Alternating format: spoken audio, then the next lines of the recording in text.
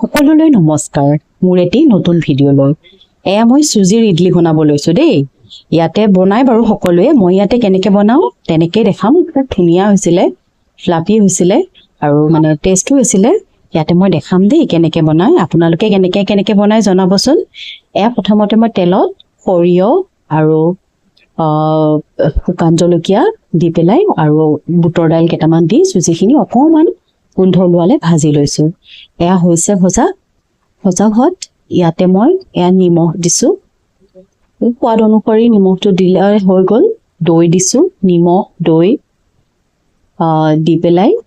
ধুনীয়াকৈ পানী দি পেলাই মানে পানীও অকণ দিছো দৈ পানীখিনিও দিছো আৰু সেইখিনি দি পেলাই ধুনীয়াকৈ অলপমান বেটাৰটো বনাই লৈছো আৰু এয়া হ'ল খোৱা চৌদা দিছো ইনও দিব পাৰে মোৰ তাত ইনো নাছিলে গতিকে মই খোৱা চৌদাটো দি দিছো দি পেলাই কিছু সময়ৰ কাৰণে ৰেষ্ট হ'ব দিলোঁ আৰু এইফালে টমেটো চাটনিটো বনাব ল'লোঁ টমেটো পিঁয়াজ আদা দি পিঁয়াজখিনি আৰু বুটৰ দাইল কেইটামান দিছোঁ দি পেলাই পিঁয়াজখিনি ৰঙচুৱা হোৱাৰ পিছত যিখিনি বিলাহী আছিলে সেই বিলাহীখিনি দি দিম নহৰু দিছোঁ দেই আদা নহৰু জলকীয়া সেইখিনি ৰঙচুৱা হোৱালে ভাজি ল'লোঁ ভাজি লৈ পেলাই এতিয়া বিলাহীখিনি দি দিম বিলাহীখিনি দি পেলাই নিমখ দি দিম আৰু এইখিনি অলপ সময় মানে বস্তুটো কোমলি যোৱালে ট্ৰান্সপাৰেণ্ট হোৱালে আৰু সেইখিনি সময় ভাজিলে হৈ গ'ল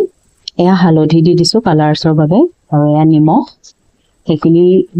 সেইখিনি পুৰা ঠাণ্ডা হ'বলৈ দিম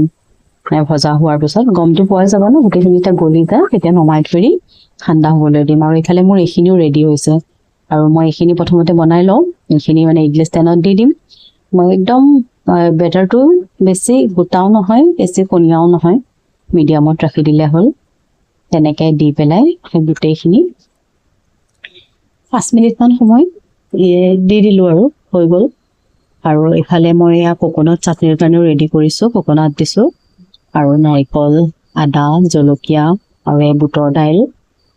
তাৰপিছত নিমখ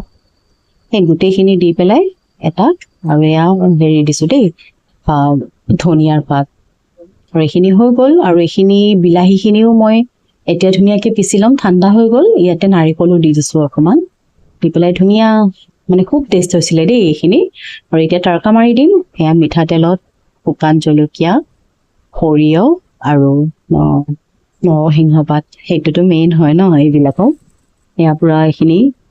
তৰকাটো মাৰি দিলোঁ আৰু এইখিনিতো মোৰ হৈ গ'ল ৰেডি খুব সোৱাদ হৈছিলে টমেটোখিনি বেছি টেষ্টি আছিলে